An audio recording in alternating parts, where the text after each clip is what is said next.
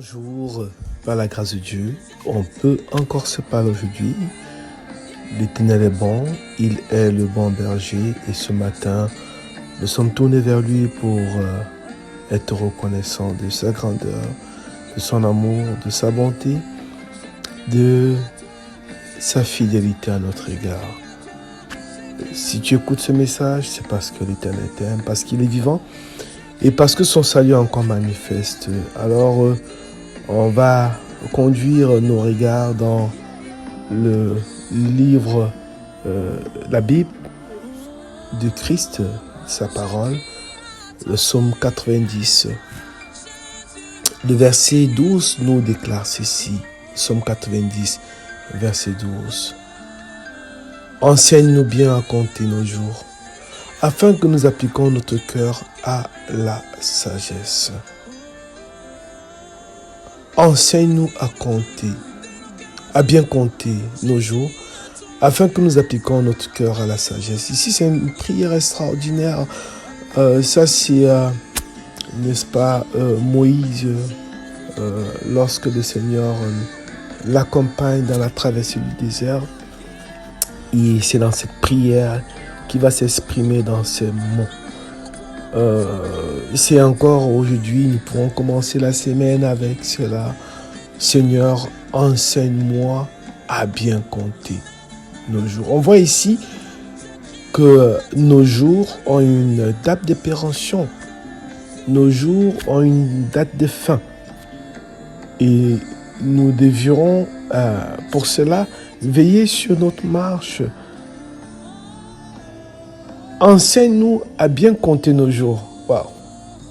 L'enseignement relève de l'instruction. Dans l'enseignement, il y a l'apprentissage, il y a aussi l'évaluation. Lorsqu'on enseigne à quelqu'un quelque chose, on s'assure qu'il a maîtrisé la leçon.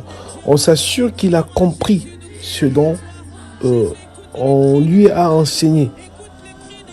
Et derrière un enseignement, il y a l'évaluation. L'enseignement de Dieu, lorsque Dieu nous enseigne, c'est pour nous amener à une stature nouvelle, une stature d'élévation, une stature, n'est-ce pas, de communion avec lui. Dieu nous enseigne pour parfois nous censurer aussi, pour nous instruire, pour nous révéler qui il est, sa nature, afin que notre identité en lui soit ferme, scellée. Ce matin, nous pouvons encore dire, oh, Seigneur, je crie à toi, parce que j'ai besoin que tu m'enseignes.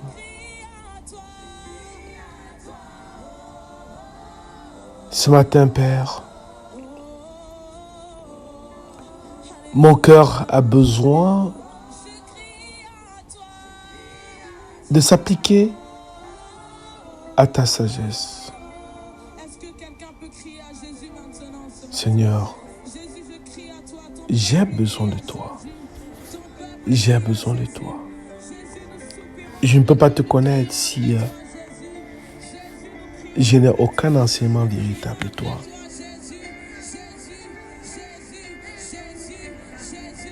Notre vie a un terme. Notre vie a une mesure, n'est-ce pas, des jours. Le psaume 39, verset 4 déclare ici, verset 4, verset 5. Éternel, dis-moi quel est le terme de ma vie? Quelle est la mesure de mes jours? Que je sache combien je suis fragile. Et c'est là vraiment le point central.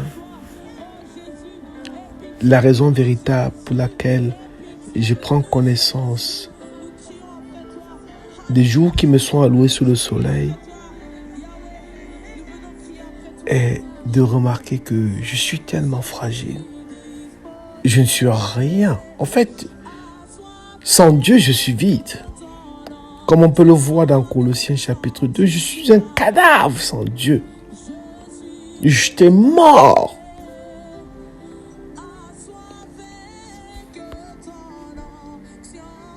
Si tu n'es pas conscient de ça, c'est que tu es vraiment loin de l'éternité.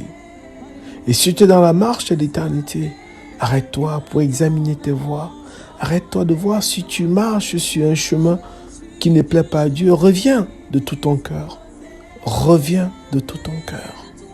Oui, Notre thème tout au long des jours à venir, c'est de revenir de tout notre cœur.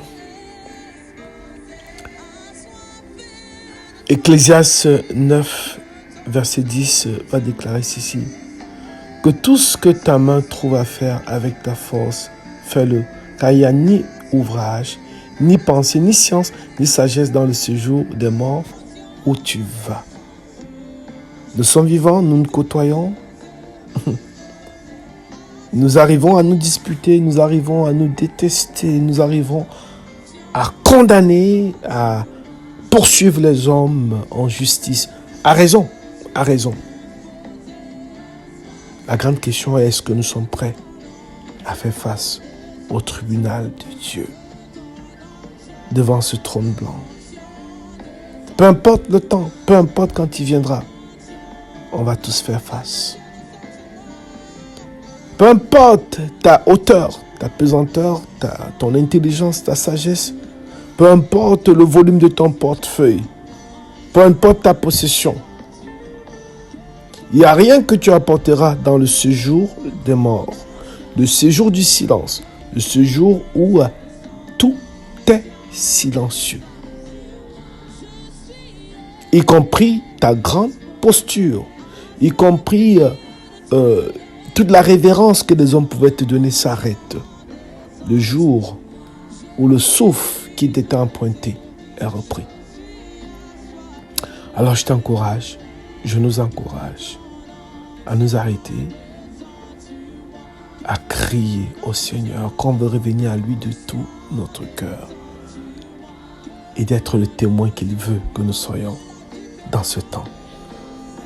Alléluia. Seigneur, je te bénis parce que tu as payé de ta vie un prix fort.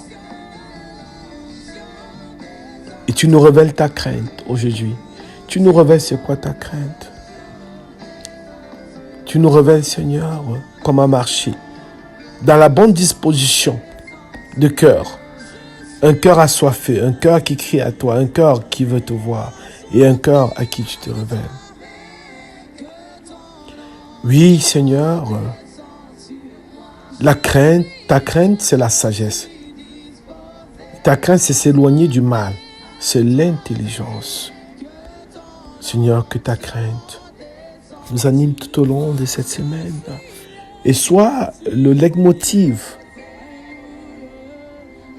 de la sagesse pour rechercher ta face, pour être visité par toi, pour marcher dans tes ordonnances et être, Seigneur, écouté par qui tu es. Merci pour ce dont ce matin tu es là et tu nous recadres dans ton amour, dans ta vie. À toi la gloire, à toi l'élévation, à toi la bénédiction. Merci pour la force qui anime nos membres encore aujourd'hui. Merci Seigneur pour la sagesse qui nous conduit à être les témoins vivants de ta résurrection. Amen.